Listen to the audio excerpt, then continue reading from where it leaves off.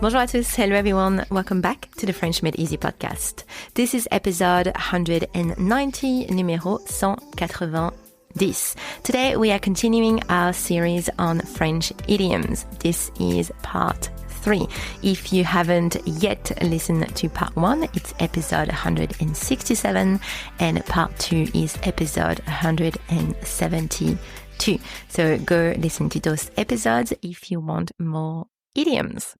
Now, just a reminder, idioms are expressions that don't quite make sense word for word. So they are phrases with meanings that aren't obvious from the words themselves. So, for example, in English, break a leg means good luck, right? It doesn't literally mean breaking a leg. So that's an idiom. Now, before we start, if you are new here, welcome. Please make sure you have your lessons cheat sheet ready so you can see the spelling of the words while you listen.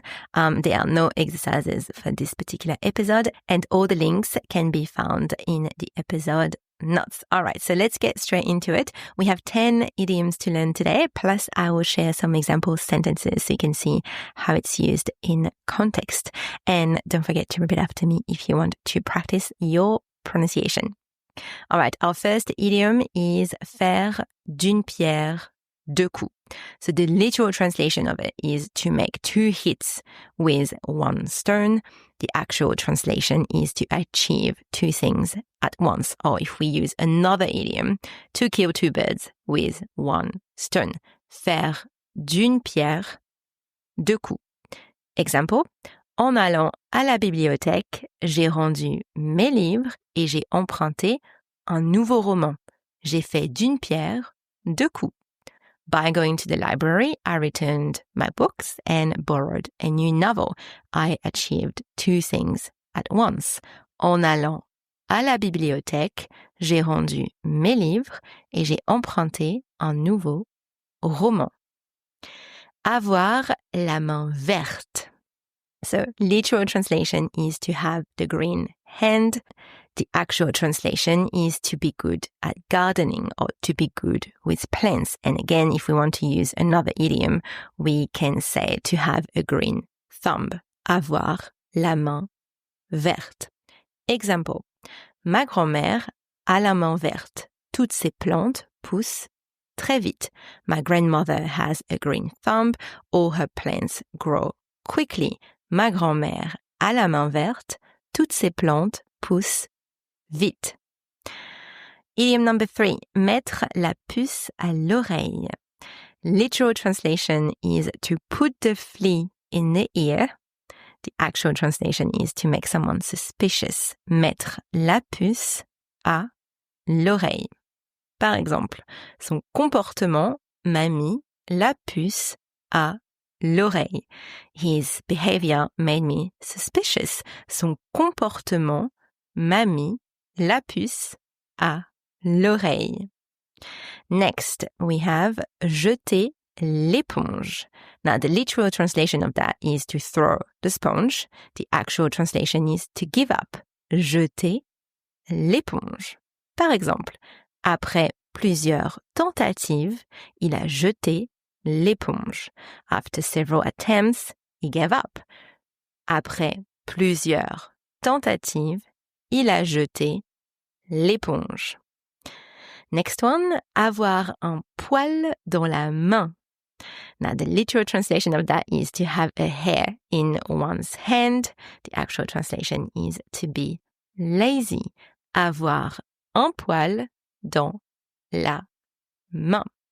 Par exemple, il ne veut jamais travailler, il a un poil dans la main.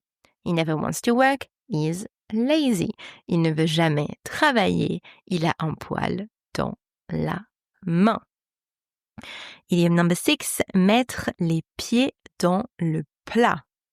Literal translation, to put the feet in the dish, but the actual translation is to say something embarrassing or awkward without meaning to. Or another idiom is to put one's foot in it. Mettre les pieds dans le plat. Par exemple, j'ai mis les pieds dans le plat en parlant du voyage alors qu'il n'était pas invité. I created an awkward moment by talking about the trip when he wasn't invited. J'ai mis les pieds dans le plat en parlant du voyage alors qu'il n'était pas invité. Next one, ne pas être sorti de l'auberge. Literal translation, to not be out of the inn. The actual translation is to still have many problems ahead, or another idiom, not to be out of the woods yet. Ne pas être sorti de l'auberge. Par exemple, si on ne trouve pas de solution rapidement, on n'est pas sorti de l'auberge. If we don't find a solution rapidly, we'll still have a lot of problems. Si on ne trouve pas de solution rapidement, on n'est pas sorti de l'auberge. Next one. Pleuvoir des cordes. The literal translation is to rain ropes. Actual translation is to rain heavily. Pleuvoir des cordes. Example. On ne peut pas sortir, il pleut des cordes. We can't go out, it's raining heavily. On ne peut pas sortir, il pleut des cordes. Idiom number 9, avoir la gueule de bois. Literal translation is to have the wooden mouth. The actual translation is to have a hangover. Avoir la gueule de bois. Par exemple, après la fête, j'avais la gueule de bois. After the party, I had a hangover. Après la fête, j'avais la gueule de bois.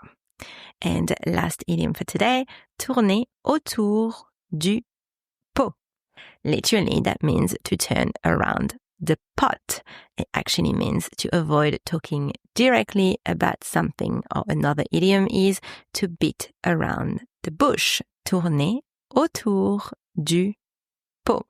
Par exemple, arrête de tourner autour du pot et dis-moi la vérité. Stop avoiding the subject and tell me the truth. Arrête de tourner autour du pot et dis-moi la vérité. All right, so let's do a quick recap of all those idioms.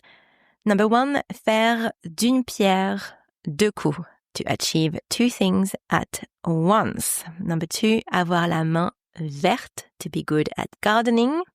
Number 3, mettre la puce à l'oreille, to make someone suspicious. Number 4, jeter l'éponge, to give up. Number 5, avoir un poil dans la main, to be lazy. Number 6, mettre les pieds dans le plat, to say something embarrassing, awkward, without meaning to. Number 7, ne pas être sorti de l'auberge, to still have many problems ahead. Number 8, pleuvoir des cordes, to rain heavily. Number 9, avoir la gueule de bois, to have a hangover.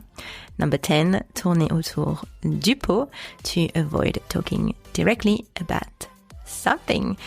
Et voilà, that is the end of today's episode. That's it for part 3 of our French idiom series. I'm sure there will be more because there's so many idioms in French. I hope you enjoyed it and I will chat with you in the next episode. À bientôt. Bye.